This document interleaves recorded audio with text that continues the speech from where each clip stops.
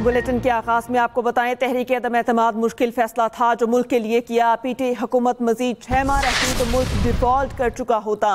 Default का खतरा अब दफन हो चुका। मुल्क में माशी इस्तेहकाम आ चुका। हमारा हदफ पाकिस्तान को G20 में शामिल करना है। नायब वज़ीर आज़म इसहाक डार का न्यूयॉर्क में पाकिस्तानी कम्युनिटी से खिताब। कहा, मुल्क से दहशत गर्दी के मुकम्मल खात्मे के लिए पुरज़्म है। आफिया पाकिस्तान की बेटी है, कोई गलत फहमी में न रहे। जो बाइडन के जाने से पहले आफिया सिद्दीकी की मुआफ़ी की दरखास्त भी की थी। तहरीक अदम एतमाद मुश्किल फैसला था जो मुल्क के लिए किया था। मईशत जो दुनिया की 24वीं मईशत बन चुकी थी वो गिर के 47 मईशत पे चली गई 4 साल में। पाकिस्तान में डिफॉल्ट हो, दस्तों गिरबान हो, मुल्क जो है वो डिरेल हो और आके आप एक न्यूक्लियर कुव्वत है, आपसे नेगोशिएट किया जाए। They will have their own fate. ये गवर्नमेंट वैसे ही कोलैप्स हो, बाकी हो रही थी, सारी दुनिया देख रही थी। और 16 महीने में हर हफ्ते हमें एक नया डेट मिलती थी दुनिया से, जो ग्लोबल एजेंसीज हैं। फलान डेट को पाकिस्तान डिफॉल्ट कर जाएगा, फलान डेट को पाकिस्तान डिफॉल्ट कर जाएगा। तो 16 महीने के आखिरी 12 महीने 11 प्लस मुझे फिर याद किया गया। जब कोलैप्स होता है फिर इसहाक डार याद आ जाता, और मुझे फिर याद किया गया चौथी दफा, आओ जी आके फाइनेंस को संभालो, डूब रहा है मामला इकोनॉमी का। अल्लाह का बड़ा शुक्र है। If you watch me those we were fighting day and night. किसी गलत फहमी में ना रहे, वो पाकिस्तान की बेटी है और हमारी गवर्नमेंट की प्रायोरिटी है। अभी 2-3 दिन पहले उनकी बहन फौजिया सिद्दीकी प्राइम मिनिस्टर को मिली हैं। गवर्नमेंट आने का मुझे मिल चुकी हैं और मैंने जैसे कहा कि हमने पूरी कोशिश की, खत लिखा। रिजवान साहब आप थे इधर जो बाइडन साहब के जाते हुए, वो जो जाते पार्डन करते कि वो ही हो जाए। तो इससे आगे you can see the sincerity of this government. Pakistan चीन और अमेरिका दोनों से अच्छे ताल्लुकात रखता है, किसी ब्लॉक का हिस्सा नहीं बनना चाहते। सदर ट्रंप का दौरा पाकिस्तान खुशाइंद होगा। रस्मी ऐलान दोनों मुल्क एक साथ करेंगे। नायब वज़ीर आज़म इसहाक डार का अरब मीडिया को इंटरव्यू, जिसमें उन्होंने कहा कि भारत से मुज़ाकरात के लिए तैयार है। पायदार अमन के लिए 2 रियासती हल जरूरी है। खिते के तमाम ममालिक के साथ अमन चाहते हैं। कश्मीर का मसले का हल खिते में तरक्की, सयाहत और सरमायाकारी का दरवाज़ा खोल सकता है। जिन ममालिक ने फ़लस्तीन को तस्लीम नहीं किया उन्हें इक़दाम उठाना होगा। ईरानी सदर का दौरा पाकिस्तान मुतवक्के। दोनों वज़ीर ख़ारजा राब्ते में हैं। पाकिस्तान और अरब दुनिया के ताल्लुकात तारीख़ी, मजबूत और हर शोबे में गहरे हैं। पाकिस्तान चीन और अमेरिका दोनों से अच्छे ताल्लुकात रखता है, किसी ब्लॉक का हिस्सा नहीं बनना चाहते। सदर ट्रंप का दौरा पाकिस्तान खुशाइंद है। रस्मी ऐलान दोनों मुल्क एक साथ करेंगे। नायब वज़ीर आज़म इसहाक डार का अरब मीडिया को इंटरव्यू, जिसमें उन्होंने कहा कि भारत से मुज़ाकरात के लिए तैयार हैं। पायदार अमन के लिए 2 रियासती हल ज़रूरी है। खिते के तमाम ममालिक के साथ अमन चाहते हैं। कश्मीर के मसले का हल खिते में तरक्की, सियाहत और सरमायाकारी का दरवाज़ा खोल सकता है। जिन ममालिक ने फ़लस्तीन को तस्लीम किया उन्हें इक़दाम उठाना होगा। इस ईरानी सदर का दौरा पाकिस्तान मुतवक्के। दोनों वज़ीर ख़ारजा राब्ते में हैं। कहत, भूख, बमबारी, नस्ल कुशी की आग और मुहासरे के जहन्नुम में सुलगती जिंदगियां। गजा में इंसानियत सिसक कर दम तोड़ने लगी। इसराइल का निहत्ते और बेबस फ़लस्तीनियों को भूख से मारने का प्लान बेनकाब। सेहूनी फौज ने गजा के लिए इमदाद ले जाने वाली कश्ती पर कब्जा कर लिया। निहत्ते बैनुल-अक़वामी समाजी कारकुनान पर असलहा तान लिया।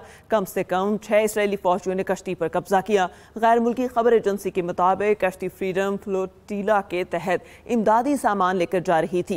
गजा के करीब जहाज को इसराइल के 3 बहरी जहाजों और ड्रोन्स ने घेरा। 21 रुकनी स्टाफ में डॉक्टर्स, इमदादी रजाकार और अरकान पार्लियामेंट सवार हैं। यूरोपियन पार्लियामेंट के भी एक रुकन कश्ती में मौजूद हैं। दरिया सिंध में तीसरा सैलाबी रैला दाखिल। तौसा के मुकाम पर दरमियाने दर्जे का सैलाब जारी। पहले से ज़ेर-ए-आब इलाकों में पानी की सतह मज़ीद बुलंद। जलखारी, बेटशरफ, ईदा अराई, थलाचाकी, काछल में कच्चे मकानात मुनहदिम। खड़ी फसलें तबाह हो गईं। मुतासरा देहात में लोग बेयार मददगार। राजनपुर में भी कच्ची आबादियाँ ज़ेर-ए-आब, लोग महफूज मकामात पर मुंतकिल।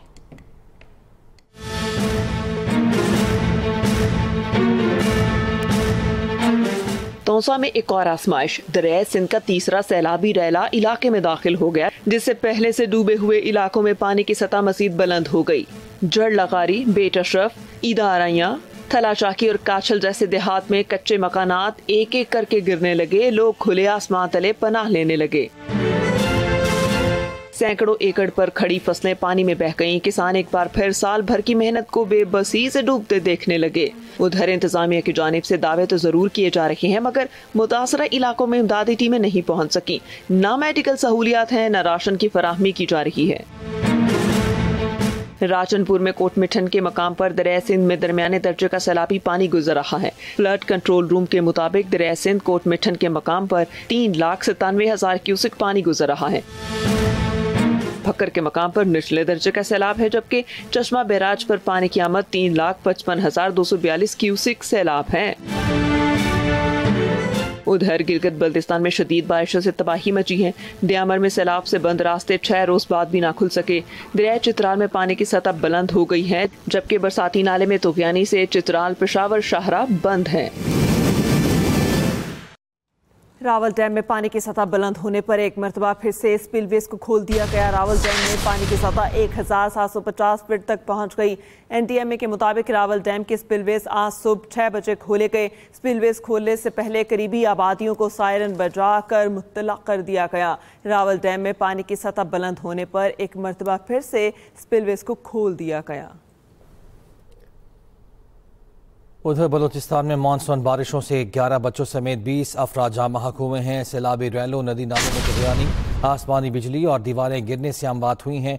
PDMA बलूचिस्तान ने रिपोर्ट जारी कर दी है। रिपोर्ट के मुताबिक मानसून के दौरान 11 घर मुकम्मल तबाह हुए हैं।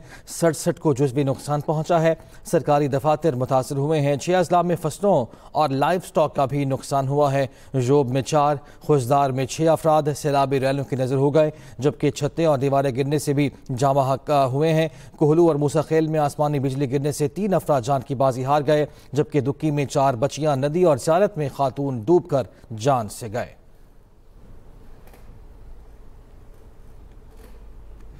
शादाब खान के इंतजार में नायब कप्तान की पोस्ट खत्म हो गई। बांग्लादेश के बाद वेस्टइंडीज सीरीज में भी सलमान आगा का नायब नहीं होगा। रोजनामा एक्सप्रेस की रिपोर्ट के मुताबिक कि कोच माइक हसन का फैसला है कि वो सीनियर ऑलराउंडर की वापसी के मुंतजर हैं, जबकि एक बाअसर सेलेक्टर शादाब की टीम में शमूलियत के सख्त मुखालिफ भी हैं। रोजनामा एक्सप्रेस के स्पोर्ट्स एडिटर सलीम खालिक साहब हमारे साथ मौजूद है।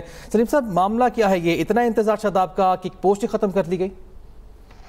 जी बिल्कुल, T20 टीम के लिए किसी नायब कप्तान का ऐलान नहीं किया गया। दौरा वेस्टइंडीज के लिए, वेस्टइंडीज के खिलाफ सीरीज से पहले जो बांग्लादेश का दौरा था उसमें भी किसी नायब कप्तान का T20 का ऐलान नहीं किया गया था। हालांकि अभी अगर हम वनडे स्क्वाड देखें तो उसमें मोहम्मद रिजवान के नायब सलमान अली आगा है, लेकिन T20 स्क्वाड में सलमान का कोई नायब नहीं है। और जराए बताते हैं कि इसकी वजह है शादाब खान, जो इन दिनों इंजरी की वजह से स्क्वाड से बाहर है। और कोच माइक हैसन चाहते हैं कि जब भी शादाब वापस आए तो उन्हीं को ये पोस्ट दी जाए, तो उनके लिए ये जगह छोड़ी हुई है उन्होंने, क्योंकि शादाब और हैसन इस्लामाबाद यूनाइटेड जो PSL की फ्रेंचाइज है उसमें काफी अरसे से साथ है बतौर कोच और कैप्टन। उनकी अच्छी अंडरस्टैंडिंग है और उनको कोच को लगता है कि बहुत बासलाहियत है शादाब और एक अच्छे टीम मैन है, इसलिए ट्रस्ट लेवल की वजह से वो चाहते हैं इनको ही, शादाब को ही रखे।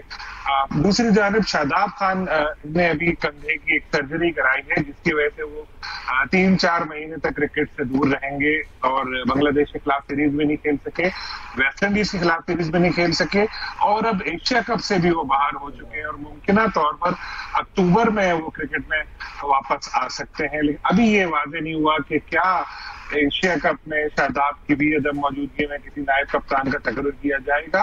यही जो पॉलिसी चलती चली आ रही है वही रहेगी। दूसरी जानिब एक सेलेक्टर है बाअसर, वो शादाब खान के काफी मुखालिफ हैं और बड़े खुल के मीटिंग में उनके बारे में कह चुके हैं कि उनको जो टीम में लाया गया था वो गलत था और फिर नायब कप्तान बनाकर उनको और भी बड़ी गलती की गई। उनका कहना था कि सलमान अली आगा गैर सियासी क्रिकेटर है और सिर्फ अपने काम पर तवज्जो देते हैं, लेकिन शादाब नायब कप्तान होने के बावजूद फील्ड में क़यादत भी करते दिखाई दिए। वो अपना बैटिंग ऑर्डर भी खुद तब्दील कर लिया करते थे, बाज औकात किसी मखसूस प्लेयर को शामिल करने के लिए ही जोर डालते थे। वो सेलेक्टर तो ये चाहते हैं कि शादाब जब फिट हो जाए तब भी उनको टीम में ना लिया जाए, लेकिन माइक हैसन की राय अलग है।